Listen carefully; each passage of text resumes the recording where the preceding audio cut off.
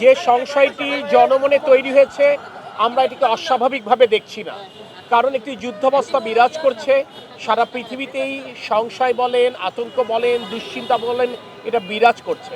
স্বাভাবিকভাবে এই সংশয়টা রয়েছে, কিন্তু আমি সরকারের পক্ষ থেকে আপনাদের মাধ্যমে জনগণকে আশ্বস্ত করতে চাই, জ্বালানি সরবরাহ নিয়ে আমি মনে করি তাদের দুশ্চিন্তা হবার মতো কোনো কারণ নেই। আমি দায়িত্ব নিয়ে বলছি, আমাদের কাছে যেটুকু মজুত আছে এবং আগামী সপ্তাহে আমাদের যে কার্গোগুলো ভেটবার জন্য আমরা কনফার্মেশন পেয়েছি, আমি দায়িত্ব নিয়ে বলছি যে জ্বালানি নিয়ে কোনো সংকট হবে না সরবরাহের ক্ষেত্রে। কিন্তু আপনারা নিজেরা জানেন, গণমাধ্যমে এটা আপনারা তুলে ধরেছেন, গত কয়েকদিনে স্বাভাবিক যেটুকু চাহিদা থাকে তার থেকে 2 থেকে 3 গুণ কিন্তু আমরা সাপ্লাই দিয়েছি, তারপরে কিন্তু এরকমের একটি অস্থিরতা আমরা দেখা যাচ্ছে।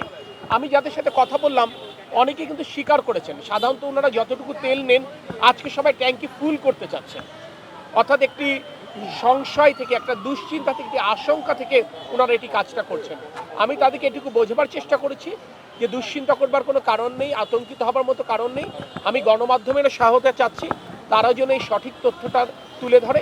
আমরা যদি স্বাভাবিক থাকবার চেষ্টা করি তাহলে ইনশাল্লাহ এই সংকট এখনও নেই, ভবিষ্যতে তৈরি হবার মতো আমি কোনো আশঙ্কা অনুভব করছি না, কারণ আমাদের যে মজুদ আছে এবং আমাদের যে পাইপলাইনে যে কার্গোগুলো আছে ইনশাল্লাহ এটা আমরা মিট করতে পারবো। কিন্তু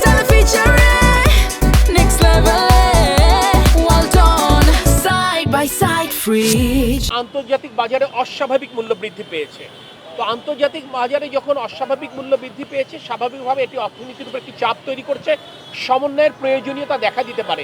আমরা চেষ্টা করব যতক্ষণ পর্যন্ত তেলের মূল্য বৃদ্ধি না করা যায় আমরা সেটুকুই চেষ্টা করব। কিন্তু আমি আপনাদেরকে বিনয়ের সাথে একটি কথা বলতে চাই, যেমন গতকাল আমাদের স্বাভাবিক চাহিদা 12,000 থেকে 13,000 টন, অথচ গতকাল আমরা 25,000 টন সাপ্লাই করেছি। তার আগের দিন প্রায় 24,000 টন গেছে। For what reason? মানুষ আতঙ্কিত হয়েতে কাজটা করতেছে, হোর্ডিং করছে, এর মধ্যে কোনো অসাধু ব্যবসায়ী থাকতে পারে। আমরা দেখছি জারিকানে করে তারা ভরে নিয়ে গেছে। গতকাল আমরা আশুগঞ্জে একটি ট্রাক আটক হয়েছে, সেখানে ট্রাক ডিজেল ভর্তি ট্রাক একটা নির্দিষ্ট গন্তব্যে যাচ্ছিল, এটা আমরা চিহ্নিত করেছি, জেলা প্রশাসন এটা আটকেছে। তো স্বাভাবিকভাবে আমরা যেটা বলবো যে প্রয়োজনের অতিরিক্ত কারোরই তেল মজুত করবার প্রয়োজন নেই, কারণ পর্যাপ্ত মজুদ রয়েছে। বরঞ্চ আমি মনে করি বৈশ্বিক এই সংকট মোকাবেলায় দেশবাসী আমাদেরকে সহায়তা করবে। প্রয়োজন হলে আমরা ব্যক্তিগত যানবাহন অ্যাভয়েড করে গণপরিবহন চলবো।